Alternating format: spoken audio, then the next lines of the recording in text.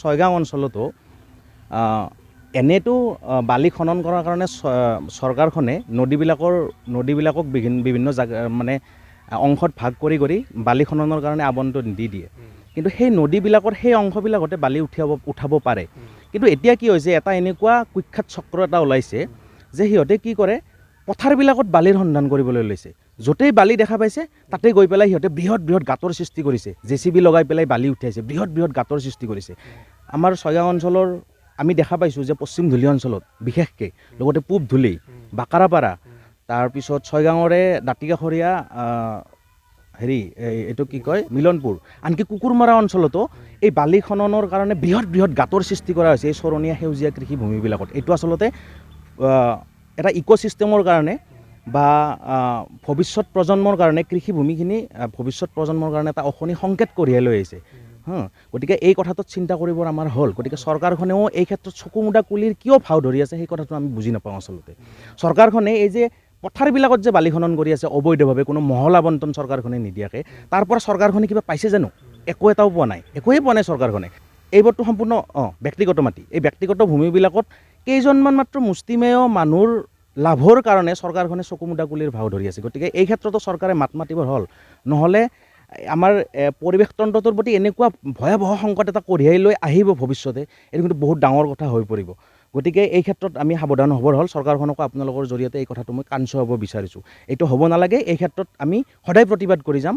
আৰু এই ক্ষেত্ৰত সেই যিটো কুখ্যাত চক্ৰতে বালি খনন কৰি আছে সিহঁতক মই তীব্ৰ ভাষাৰে গৰিহণা দিছোঁ। আমাৰ কথাও এবাৰ ভাবক, নৱপ্ৰজন্মৰ কথাটো ভাবক। তেওঁলোকে বালি খনন কৰি তেওঁলোকে বিভিন্ন পইচা পাতি লৈ যাব ইয়াৰ পৰা। তাৰ পিছত কি হ'ব? কৃষিভূমিবিলাক কিয় হ'ব? ছয়গাঁও অঞ্চলৰ আজি অধিকাংশ মানুহে কৃষক, খেতি কৰি পেলাই ভাত খাইছে, কিন্তু মানে উৎপাদন ক্ষমতাটো সেই কৃষিভূমিবিলাকত কিমান পৰিমাণে কমি গৈছে এইটো সকলোৱে জানে। গতিকে এই ক্ষেত্ৰত আমি সাৱধান হ'ব লাগিব।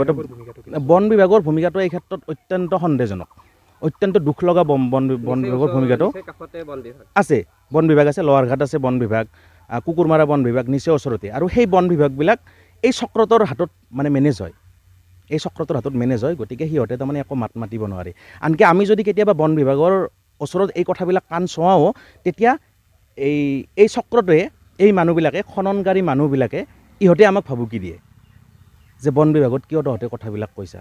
গতিকে এনেকুৱা এটা পৰিস্থিতিৰ সৃষ্টি হৈছে। গতিকে আমি এক হ'বৰ হ'ল, আমি সজাগ হ'বৰ হ'ল। কিন্তু আটাইতকৈ দুখ লগা বিষয় এটা, আমি সজাগ হ'ব পাৰোঁ, আমি মানুহবিলাক উলিয়াই লৈ আহোঁ, আমি এই বিষয়বিলাকৰ বিৰুদ্ধে আমি প্ৰতিবাদ সময়ে কৰি আহিছোঁ।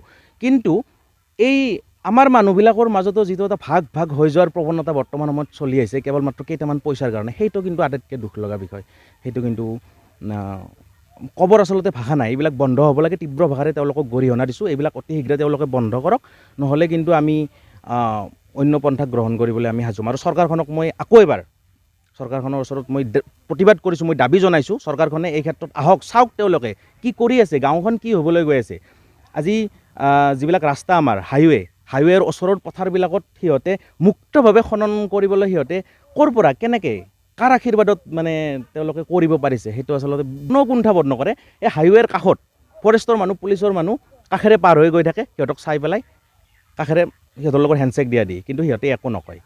সেইটোৱে কথা। আৰু ৰাস্তাবিলাক মানে খহি যোৱাৰ উপক্ৰম হৈছে।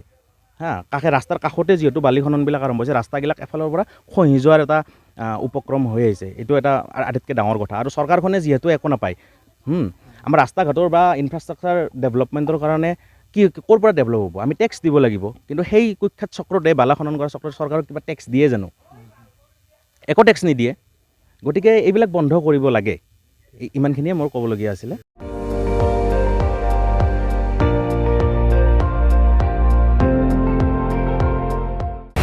আপুনি চাই আছে ND24, সৰ্বশ্ৰেষ্ঠ নহয়, সৰ্বোত্তমৰ দৌৰ।